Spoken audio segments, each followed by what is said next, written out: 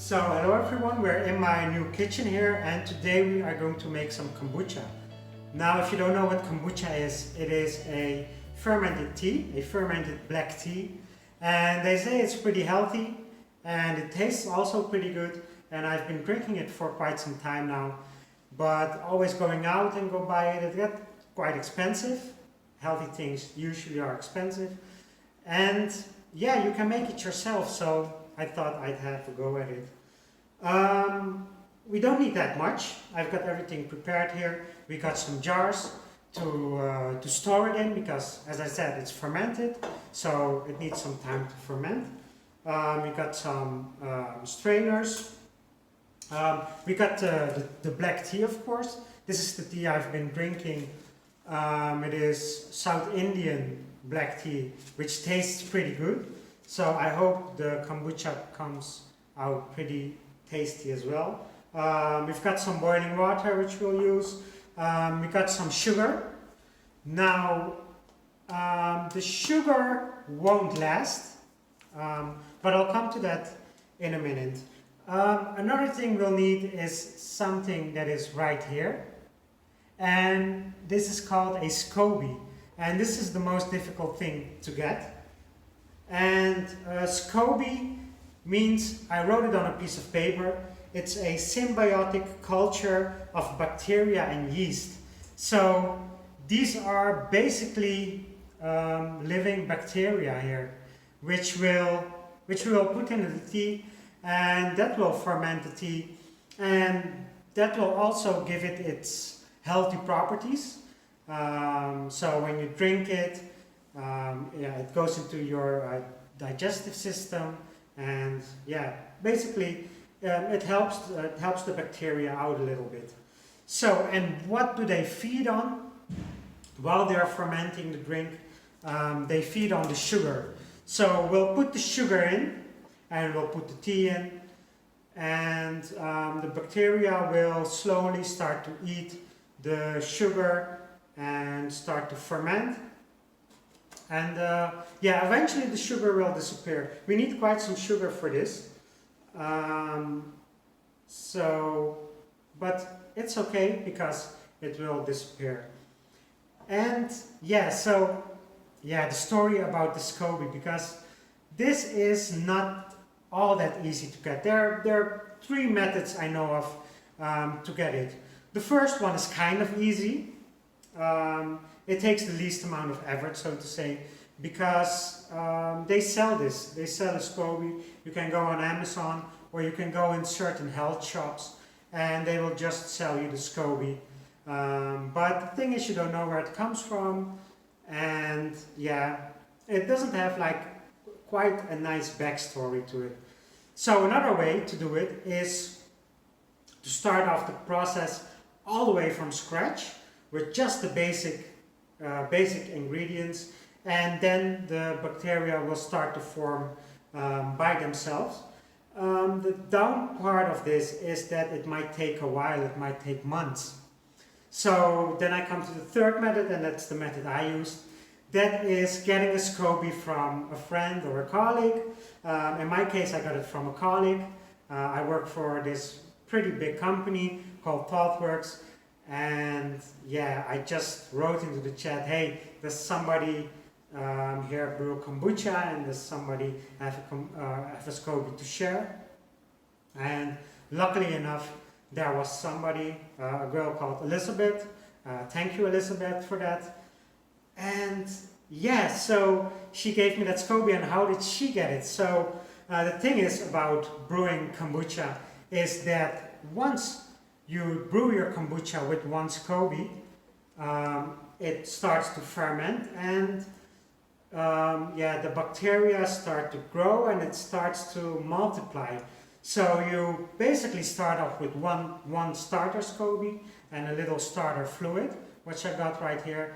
And then when I am done with my batch, in let's say 2 weeks from now, then a new SCOBY will be formed, and I can pass that SCOBY on to another person. And if I brew multiple batches the coming weeks, the coming months, then I will end up with a few SCOBYs that I can redistribute.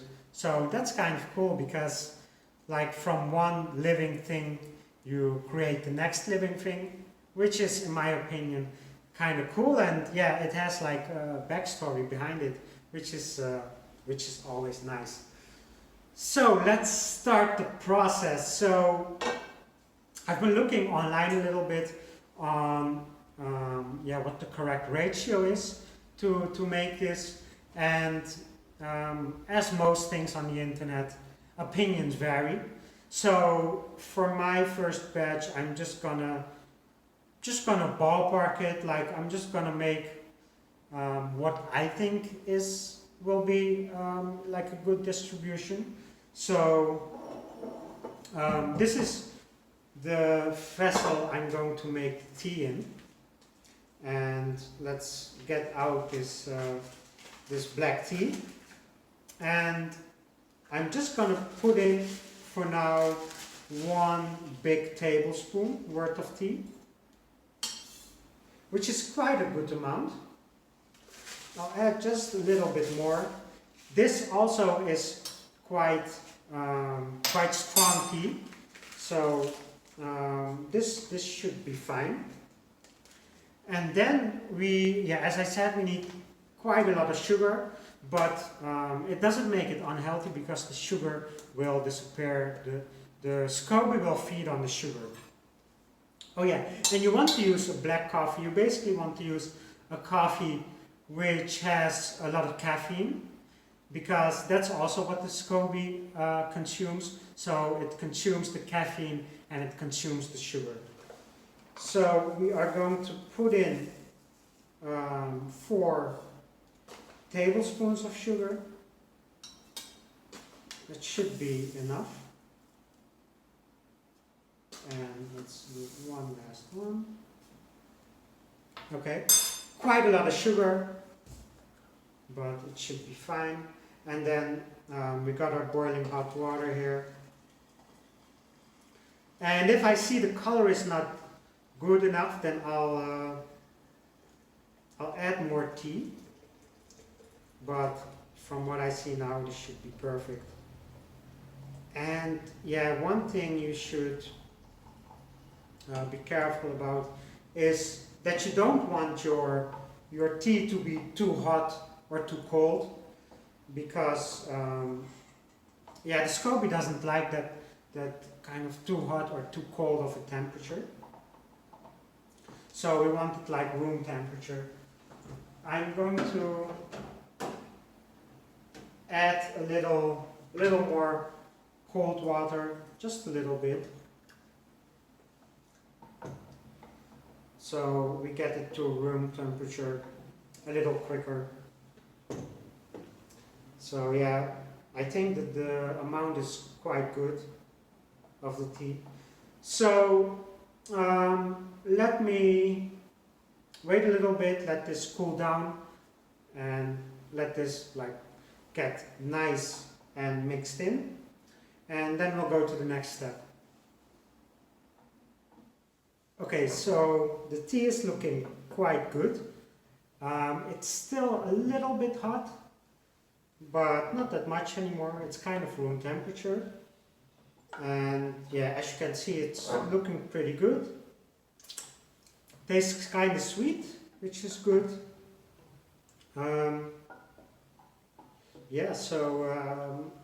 Let's start the next process. So I washed my hands really good with soap, put some disinfectant in it, so I can handle the SCOBY. But just to be sure, I'll try not to touch it. So I'll try to just drop it in. As you can see, that's the starter fluid, and there goes the SCOBY. Hope I didn't disturb it that much. Well, we're gonna rinse this off too a little bit. It smells super good. Let's put a little bit of tea in this. Get the strainer. drop that in, and then let's get the rest of our material.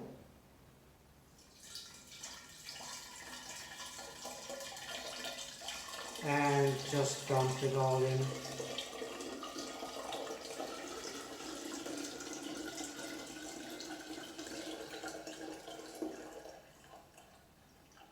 Yeah, that went well. So, and that's basically it. Let me just get the last little drops out of this. So, and then, yeah, we need to let this sit for, it's looking quite good. We're gonna let it sit for, I would say, about a week. We won't close it off with the lid right now. I'm just gonna use this cloth to just to keep the flies out and everything. And then, yeah, after a few days, I'll go ahead and test it a little bit. But I think about a week it should be done. And then I'm gonna make a little video, show you the process. And in the future, we're gonna fill up the whole jar. But what other thing we're gonna do in the next video is we're gonna create a second batch. So from this batch, we're gonna create a second one. And the second one will be kind of different. I'm gonna add some flavors to it. I have 2 different jars where I'm going to add half and half with, I think, a gingery kind of flavor in one batch and a pineapple flavor in the other batch. And yeah, then I'll show you how to do that. And those batches we're gonna let sit also for about a week. And what will happen with that batch is it will ferment even more, and it will create some carbonation, and yeah, just like a soda. So that would be super delicious. And then we'll store it in the fridge, because this is just stored outside at room temperature, but the next batch will be in the fridge, and that one hopefully will be super delicious. Okay, see you in the next episode.